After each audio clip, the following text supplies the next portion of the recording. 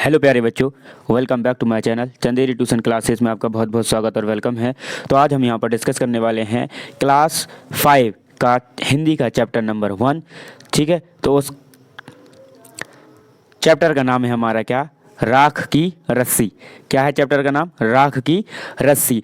तो इस चैप्टर के अंदर हम question answer, fill in the blanks, जो भी होगा सारा वर्कबुक, सारी वर्कशीट सबको कंप्लीट करेंगे और हम साथ ही साथ हम चैप्टर को भी समझते चलेंगे इसमें। ठीक है, तो चलिए हम यहाँ पर वीडियो को स्टार्ट करते हैं। तो वीडियो से स्टार्ट करने से पहले आपसे एक ही गुजारिश, एक ही विनम्र विनती है कि आप चैनल को सब्सक्राइब करके अपने दोस्तों को ज़रूर शेयर कर दें। चलिए हम यहाँ पर वीडियो को स्टार्ट कर लेते हैं। तो क्या लिखा है यहाँ देखो, इसमें हम क्या पढ़ेंगे, इसमें लोनपो गार अपने बेटे के विषय में क्या सोचते थे। तो इसमें हम सबसे पहले ये जानेंगे कि लोनपो गार कौन थे, उनके बेटे क्या थे, वो क्या सोचते थे उनके बारे में। फिर उसके बाद हम ये बात भी करेंगे कि उनकी जो एक चालाक लड़की ने लोनपुर गार के बेटे की मदद के लिए क्या हल निकाल खोज लिया था, इसके बारे में भी डिस्कस करेंगे, हम चर्चा करेंगे। बहुत अच्छी स्टोरी टाइप की है ना, और बहुत मज़ा आएगा आप लोगों को इसको सुनने में भी। तो चलिए हम यहाँ पर वीडियो को अब स्टार्ट कर लेते हैं कि कौन कौन था। पहला तो क्वेश्चन आता है कि लोनपो गार कौन था।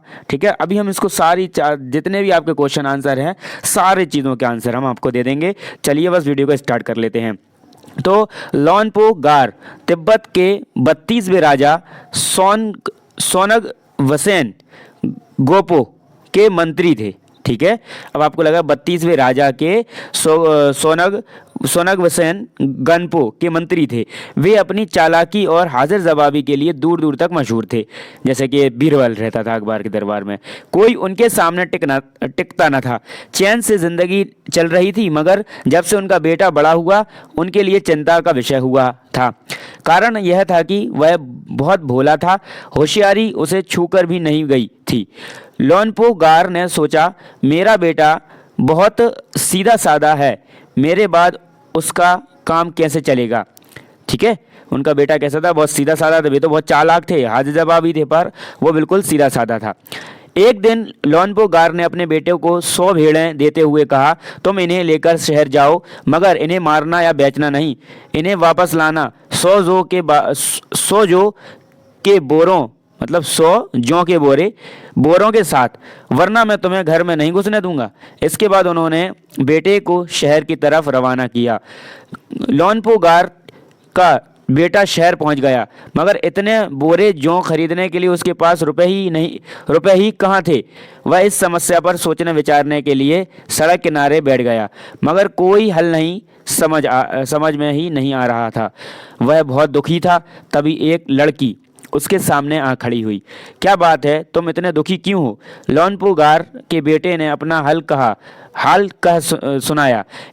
इसमें इतना दुखी होने की कोई बात नहीं है, मैं इसको हल निकाल देती हूँ। इतना कहकर लड़की ने भेड़ों के बाल उतारे और उन्हें बाजार में बेच दिया। क्या कर दिया? बाजार में बेच दिया।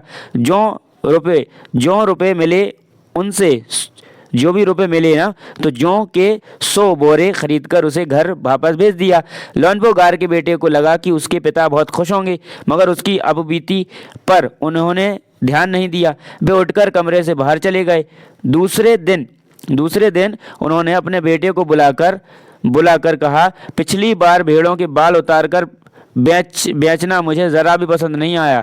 अब तुम दोबारा उन्हीं भेड़ों को लेकर जाओ, उनके साथ जौ के 100 बोरे लेकर ही लौटना। एक बार फिर निराश लोनपो गार का बेटा शहर में उसी जगह जा बैठा। ना जाने क्यों उसे यकीन था कि वह लड़की उसकी मदद के लिए ज़रूर आएगी, और हुआ भी ऐसा ही। वह लड़की आई और उसने अपनी मुश्किल का कह सुनाई। अब तो बिना जौ के 100 बोरों के मेरे पिता मुझे घर में ही नहीं घुसने देंगे। लड़की सोचकर बोली, एक तरीका है। उसने भेड़ों के सींग काट लिए, उन्हें बेचकर जो रुपए मिले उनसे 100 बोरे जौ खरीदे। बोरे लोनपो गार के बेटे को सौंपकर लड़की ने उसे घर भेज दिया। भेड़े और जौ के बोरे पिता के हवाले करते हुए लोनपो गार का बेटा खुश था। उसने विजयी भाव से सारी कहानी कह सुनाई। सुनकर लोनपोगार बोले, उस लड़की से कहो कि हमें 9 हाथ लंबी राख की रस्सी बना कर दे। उनके बेटे ने लड़की के पास जाकर पिता का संदेश दोहरा दिया। लड़की ने एक शर्त रखी, मैं रस्सी बना तो दूंगी, मगर तुम्हारे पिता को वह गले में पहननी होगी। लोनपोगार ने सोचा ऐसी रस्सी बनाना ही असंभव है, इसलिए लड़की की शर्त मंजूर कर ली। अगले दिन लड़की ने 9 हाथ लंबी रस्सी उसे पत्थर के सिल पर रख और जला दिया। रस्सी जल गई, मगर रस्सी के आकार की राख बच गई। इससे वह सिल समेत लोनपोगार के पास ले आई और उसे पहनने के लिए कहा। लोनपोगार रस्सी देखकर चकित रह गए। वे जानते थे कि राख की रस्सी को गले में पहनना तो दूर, उठाना भी मुश्किल है, हाथ लगाते ही वह टूट जाएगी। लड़की की समझदारी के सामने उनकी अपनी चालाकी धरी रह गई। बिना वक्त गवाए लोनपोगार ने अपने बेटे की शादी का प्रस्ताव लड़की के सामने रख दिया। धूमधाम से उन दोनों की शादी हो गई। ठीक है, उसके बाद आता है यहाँ पर आपका क्या, भोला भाला। क्वेश्चन पहला है यहाँ पर कि तिब्बत के मंत्री अपने बेटे के भोलेपन से चिंतित रहते थे। क्या रहते थे? चिंतित रहते थे। तो क्यों रहते थे वो चिंतित? पहला क्वेश्चन यहाँ पर क्या है कि कहा तुम्हारे विचारों से वे किन किन बातों के बारे में सोचकर परेशान थे। तो किन किन बातों में थे परेशान? कहीं उनके बेटे को कोई मूर्ख ना बना दे, कहीं उनका अत्यधिक भोलापन उसके जीवन रूपी नाव को डुबा ना दे, वह अपना जीवन निर्वाह कैसे करेगा, कहीं कोई लड़की उससे शादी करने को तैयार ना हो, आदि ऐसे बहुत सारे विचार। दूसरा क्वेश्चन था कि तुम तिब्बत के मंत्री की जगह होते तो क्या करते। तो मैं आंसर लिखना कि मैं रोज उसको अपने पास बिठाकर दुनियादारी समझाता, उसे पढ़ाता लिखाता, उसे सवाल जवाब करता, उसकी परीक्षा लेता। ठीक, ये करते अपन। फिर शहर की क्वेश्चन आता है कि शहर की तरफ मंत्री ने अपने बेटे को शहर की तरफ रवाना किया। का पहला क्वेश्चन है कि मंत्री ने अपने बेटे को शहरी क्यों भेजा। मंत्री ने अपने बेटे को शहरी क्यों भेजा था। तो आप उत्तर लिखेंगे कि मंत्री ने अपने बेटे को शहर इसलिए भेजा ताकि वह दुनियादारी समझे और व्यवहारिक बन जाए। फिर दूसरा क्वेश्चन आता है कि उसने अपने बेटे को भेड़ों के साथ शहर में ही क्यों भेजा उन्होंने। तो आप उत्तर में लिखेंगे कि शहर के लोग ज़्यादा होशियार और सूझबूझ वाले होते हैं, ऐसे लोगों के बीच रहकर भोला भाला व्यक्ति भी होशियार और सूझबूझ वाला बन जाता है, इसी कारण उसने अपने बेटे को भेड़ों के साथ शहर ही भेजा।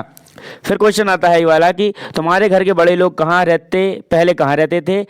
घर में पता करो, आस पड़ोस में भी किसी ऐसे व्यक्ति के बारे में पता करो जो किसी दूसरे जगह जाकर बस गया हो। उनसे बातचीत करो और जानने की कोशिश भी करो कि क्या वे अपने निर्णय से खुश हैं। क्यों एक पुरुष, एक महिला और बच्चे से बात करो। यह भी पूछो कि उन्होंने यह जगह क्यों छोड़ी। तो ये आपको खुद करना है, ठीक है, क्योंकि आपके लिए है वो क्वेश्चन। फिर आता है दूसरा क्वेश्चन हमारा कि जौ एक तरह का अनाज है जिसे कई तरह से इस्तेमाल किया जाता है। इसकी रोटी बनाई जाती है, सत्तू बनाया जाता है और सूखा भूनकर भी खाया जाता है। अपने घर में और स्कूल में बातचीत करके कुछ और अनाजों के नामों का पता करो, जैसे गेहूँ है ना, जैसे कि धान, मक्का, ठीक है, बाजरा, ज्वार, ये सब क्या है, यही वाली फसल के हिसाब के हैं। फिर तीसरा पॉइंट आता है हमारा क्या यहाँ पर कि गेहूं और जौ अनाज होते हैं और ये तीनों शब्द संज्ञा हैं। ठीक है, गेहूं, जौ और अनाज। किस्मों के अनाजों के नाम देखो क्या है, ये किस्मों के अनाजों के नाम है। ये दोनों व्यक्तिवाचक संज्ञा और अनाज जातिवाचक संज्ञा है। ये कैसे हो गए, व्यक्तिवाचक हो गए, और ये अनाज कैसा हो गया, जातिवाचक हो गया। इसी प्रकार रिमझिम व्यक्तिवाचक है और पाठ्य पुस्तक जातिवाचक है। क्वेश्चन है कि क्या नीचे दिए गए संज्ञाओं का वर्गीकरण इन 2 प्रकार की संज्ञाओं से करो। ठीक है, इन 2 प्रकार की संज्ञाओं से हमें क्या करना है, अलग करना है। ठीक, तो यहाँ पर क्या लिखा हुआ है, पहला क्या लिखा है, का कबूतर वाले में क्या लिखा है कि ले धातु, शेरवानी, भोजन, तांबा, खिचड़ी, शहर और वेशभूषा। ठीक, अब इसमें क्या लिखना है, व्यक्तिवाचक बताना है। तो व्यक्तिवाचक कौन है, तो यहाँ लिख देता हूँ मैं पहले, व्यक्तिवाचक। एक तो व्यक्तिवाचक हो गया, एक जातिवाचक। ठीक है, तो ले क्या है हमारा, ले हमारा व्यक्तिवाचक है, ले। ठीक है, फिर शेरवानी भी क्या है, किसी व्यक्ति की होती है, शहरवानी। ठीक है, शहरवानी हो गया। फिर उसके बाद अगला है हमारा क्या यहाँ पर, इसी का लिख रहा है अभी तो हम, किसका, व्यक्तिवाचक का। शेरवानी हो गया, तांबा है ना, तांबा हो गया, खिचड़ी हो गई, क्या हो गई, खिचड़ी, ये सब हो गए। अब जातिवाचक देखो, जातिवाचक, जातिवाचक में कौन कौन हो गया, धातु, भोजन, शहर और वेशभूषा, वेशभूषा। ठीक है, ये हो गए क्या हमारे इसके। अब आता है उसके बाद दूसरा क्वेश्चन, कहा कि ऊपर लिखी हर जातिवाचक संज्ञा के लिए तीन तीन व्यक्तिवाचक संज्ञाएं खुद सोचकर लिखो। ठीक है, नई सोचकर लिखना है। तो खा वाले में क्या लिखेंगे हम यहाँ पर, जैसे हमने लिख दिया क्या, शहर, क्या लिख दिया, शहर। तो शहर जैसे कि कोलकाता, कोलकाता, इंदौर। ठीक, फिर हमने लिख दिया वेशभूषा, वेशभूषा, वेशभूषा में क्या है, कमीज, टाई, चेन्नई।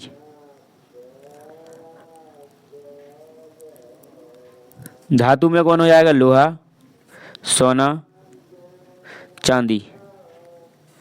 फिर उसके बाद आता है भोजन, भोजन में क्या क्या होता है, चावल, दाल, रोटी, ये होते हैं। ठीक है, अब उसके बाद आता है हमारा क्या, कि तुम शेर में सवा शेर, तुम क्या, शेर में सवा शेर। तो यहाँ पर देखो, अब पहला यहाँ पर क्वेश्चन है कि तुम शेर में सवा शेर। पहला क्वेश्चन है कि इस लड़की का तो सभी लोहा मान गए थे ना सचमुच पहले, ना सचमुच नहले पर दहला, तुम्हें भी यही करना होगा, तुम्हें भी क्या करना होगा, यही करना होगा। चलो क्या लिखा है, तुम ऐसा कोई काम ढूंढो जिसे करने के लिए सूझबूझ की ज़रूरत हो, उसे एक कागज़ पर लिखो और उसे क्या करना है, एक कागज़ पर लिखना है, कागज़ पर लिखो और तुम अपने सभी अपनी अपनी चिट को एक डब्बे में डाल दो। डिब्बे को बीच में रखकर उसके चारों ओर गोलाई में बैठ जमाओ। अब एक एक करके आओ, उस डिब्बे से एक चिट निकाल कर पढ़ो और उसके लिए कोई उपाय सुझाओ। जिस बच्चे ने सबसे ज़्यादा उपाय सुझाए वह तुम्हारी कक्षा का बीरबल होगा। ये क्या आपको खुद करना है, क्योंकि आपके स्कूल में की बात है, स्कूल में आप चुनाव करवाएंगे, है ना, तो आपको ही खुद करना है। उसके बाद आता है यहाँ पर क्या, कि मंत्री ने बेटे से कहा, पिछली बार भेड़ों का बाल उतार कर बेचना मुझे ज़रा भी पसंद नहीं आया। क्या मंत्री को सचमुच ये बात पसंद नहीं आई थी? अपने उत्तर का कारण बताओ। तो आप उत्तर में क्या लिख सकते हैं, इसी के ऊपर उत्तर में, कि मंत्री को यह बात ज़रूर पसंद नहीं आई होगी, लेकिन इसमें उसके बेटे को कोई योगदान नहीं था, इसलिए उसने खुशी जाहिर नहीं की और दोबारा उन्हीं भेड़ों के साथ उसे शहर भेज दिया, ताकि उसे अपनी होशियारी दिखाने का एक और अवसर मिल जाए, एक और मौका मिल जाए। उसके बाद आता है हमारा यहाँ पर सींग और जौ। क्या, सिंह और जो। पहली बार में मंत्री के बेटे ने भेड़ों के बाल बेच दिए और दूसरी बार में भेड़ों के सींग बेच दी डाले। जिन लोगों ने ये चीज़ें खरीदी होंगी उन्होंने भेड़ों के बालों और सींगों का क्या किया होगा, अपनी हिसाब से बताने हैं। ठीक है, तो क्या किया होगा, तो उत्तर में लिखना कि भेड़ों के बालों से उन्होंने ऊन बनाई होगी और ऊन से गर्म कपड़े जैसे शॉल। भेड़ों के सींगों से उन्होंने सजावट की कोई वस्तु या चीज़ बनाई होगी। फिर उसके बाद आता है यहाँ पर हमारा बात को कहने के तरीके। नीचे कहानी से कुछ वाक्य दिए गए हैं, इन बातों को तुम और किस तरह से कह सकती हो। जैसे चैन से ज़िंदगी चल रही है, तो आप कह सकते हैं शांतिपूर्ण ढंग से जीवन कट रहा है। दूसरा, होशियारी उसे छूकर भी नहीं गई थी, वह बिल्कुल होशियार नहीं थी, मतलब नहीं था। फिर उसके बाद आता है मैं इसका हल निकाल देती हूँ, मैं इसका हल क्या करती हूँ, निकाल देती हूँ। तो आप उसका, मैं इसका उपाय मैं इसका उपाय बताती हूँ। फिर आता है उनकी अपनी चालाकी धरी रह गई, तो उनकी अपनी चालाकी काम नहीं आई। ठीक है, ये हमारा हो गया। फिर उसके बाद अब यहाँ तक हमने कर लिया है पार्ट 1 में। अब हम पार्ट 2 में इससे आगे पढ़ेंगे।